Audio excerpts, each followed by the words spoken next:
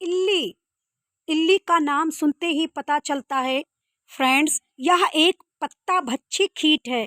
आप देख सकते हैं फ्रेंड्स, मेरे पुदीने के पौधे पर इल्लियों का अटैक हुआ है।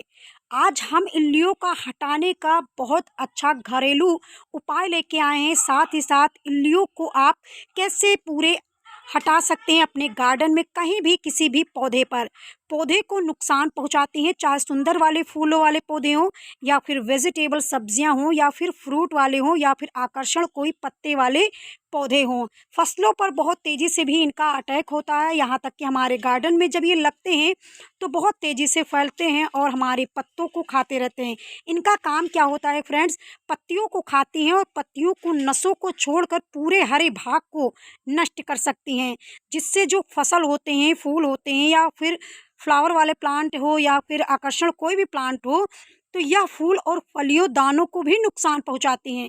यहाँ तक कि जितने भी हरी पत्तियाँ हों, सुंदर पत्तियाँ हों, उनको ज़्यादा खाती हैं और जालानुमा बना लेती हैं, जिससे पौधे का जो विकास होता है फ्रेंड्स, वो रुक जाता है और रुकने के बाद हमारे पौधे की ग्रोथ नहीं होती, फूल नहीं बनते, फल नहीं बनते, कलियाँ नहीं बनती, सब्जियाँ नहीं बनती। तो आज हम इल्लियों का हटाने का घरेलू बिल्कुल सरल असरदार नुस्खे लेके आए हैं, जो आप सरल तरीके से अपने पौधे से इल्लियों को हटा सकते हैं। फ्रेंड्स, इल्लियाँ जो होती हैं पौधे के तनों और पत्तियों पर ही भक्षण कर सकती हैं और उनके द्वारा किए गए घावों पर फंगल और बैक्टीरियल जो होते हैं वो बहुत जल्दी से पनपने लगते हैं और पत्तियां फिर धीरे धीरे सड़न पैदा कर देती हैं। फ्रेंड्स देखिए, पुदीना के पौधे में कैसे सड़न लग गया है, पत्तियां आपस में चिपक गई हैं और जालेनुमा हो जाती हैं। इन्हीं के अंदर ये इल्ली रहते हैं और यहीं में खाते हैं और मल को त्याग कर देते हैं, जिससे पौधे की स्थिति और ख़राब हो जाती है। इल्लियों के कारण क्या होता है, पौधे पर पड़ने वाले जो मुख्य प्रभाव होते हैं, चलिए इसको मुख्य रूप से जान लेते हैं। इल्लियाँ पत्तियों को खाकर नष्ट कर देती हैं और अधिक प्रकोप होने पर पत्तियों की नसें भी बची रह सकती हैं, फसल को नुकसान करती हैं। इल्लियाँ पौधे के लिए फूलों, फलियों, दानों को भी खाती हैं, जिससे फल या दाने, जैसे आप देखते होंगे मटर में अक्सर लग जाते हैं और भिंडी में आप देखे होंगे कीट लग जाते हैं, ये इल्लियाँ ही होती हैं, कई प्रजाति की पाई जाती हैं।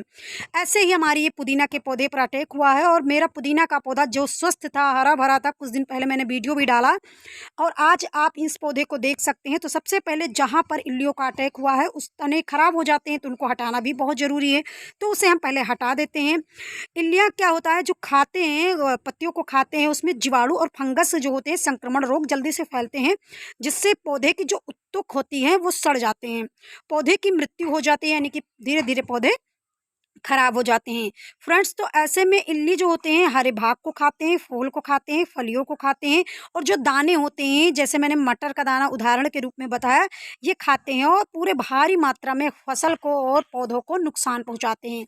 तो चलिए आज हम पुदीना के पौधे में लगा है, सबसे पहले हम इनकी सारी जितनी भी सड़ गई हैं पत्तियां, इल्लियों का अटैक हुआ है, उसको हटा देते हैं। फटाफट इसको हटाने के बाद हम इसका घरेलू उपाय करेंगे और ऑर्गेनिक तरीके से जो आप गार्डनिंग करते हैं उसका पूरा घरेलू उपाय लेके आए हैं, बहुत असरदार है। थोड़ी आपको नीम की पत्तियां लेनी है। मैं अपने यहाँ नीम के पौधे मेरे यहाँ लगे हैं, यानी कि पेड़ लगे हैं, उसमें से पत्तियां लेके आई हूँ और इसको इस तरह से पत्तियों को केवल हार्वेस्ट कर लूँगी। आप दो तरीके से इसका उपयोग कर सकते हैं, एक इसका पेस्ट बना करके फिर घोल तैयार कर सकते हैं, दूसरा इसे उबाल करके ठंडा हो जाए उसके बाद छान कर भी इसका इस्तेमाल कर सकते हैं। दूसरा मैंने लिया है 1 लीटर पानी, 1 लीटर पानी में मैंने एक लिक्विड सौंफ घोलूंगी, ये है वॉशिंग पाउडर। वॉशिंग पाउडर और ये नीम की जो मैंने उबाला है, इनके पानी को छान करके इसमें मिक्स करूंगी। तो मैंने पूरा भर के चम्मच नहीं लिया है और आप भी आधा से थोड़ा ज़्यादा लेकर के इसका घोल तैयार करेंगे और जो नीम की जो मैंने उबाले थे उनके पानी का भी इसके अंदर घोल तैयार कर दूंगी। और ये पौधे पर बहुत असर करता है, क्योंकि नीम के अंदर ऐसे एंटी फंगल, एंटीबैक्टीरियल, एंटीऑक्सीडेंट के गुण पाए जाते हैं जो कीटों को मारने में सक्षम होते हैं। नीम कम से कम 200 प्रकार के कीटों को मारता है, साथ ही साथ फ्रेंड्स जो मित्र कीट होते हैं उनको नहीं मारता। मित्र कीट हमारे पौधे में बने रहते हैं, तो ये ऑर्गेनिक तरीके से आप ज़रूर अपने गार्डनिंग में अपनाइए और एक बार अगर आप डालते हैं तो बार बार अपनाएंगे। अगर एक बार में नहीं जाता तो तीसरे या चौथे दिन इसे 2-3 दिन लगातार स्प्रे कर दें, तो आपके पौधे से इल्ली हो या फिर स्पाइडर माइट हो या ब्लैक फ्लाई जैसे कीट हो, सारे इसके अंदर से चले जाते हैं। तो फटाफट हम इसका घोल तैयार कर लेते हैं। घोल तैयार करने के बाद स्प्रे बोतल में से डाल लेते हैं और डालने के बाद जिस भी पौधे में हमारे कीटों का अटैक होता है उस पर हम स्प्रे करेंगे।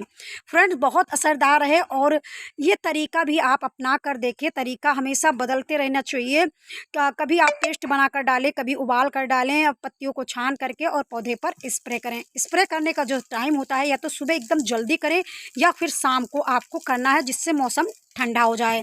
तो ऐसे में आप इसका फ्रेंड्स उपयोग करें।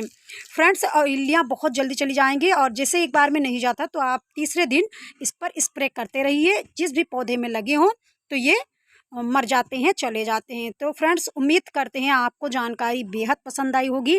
तो फ्रेंड्स, गार्डनिंग करें, मस्त रहें, व्यस्त रहें और अपने पौधे को ऑर्गेनिक तरीके से सुरक्षित रखें। केमिकल वाला चीज़ मत इस्तेमाल करें। जब हमारे यहाँ हमारे आसपास ऐसी चीज़ें उपलब्ध हों जिससे हम कीटों को मार सकते हैं, तो हम ऐसे में ऑर्गेनिक तरीके से हमें करना चाहिए। मिलते हैं आपको अगले वीडियो में ऐसी नई जानकारियों के साथ। तब तक के लिए धन्यवाद।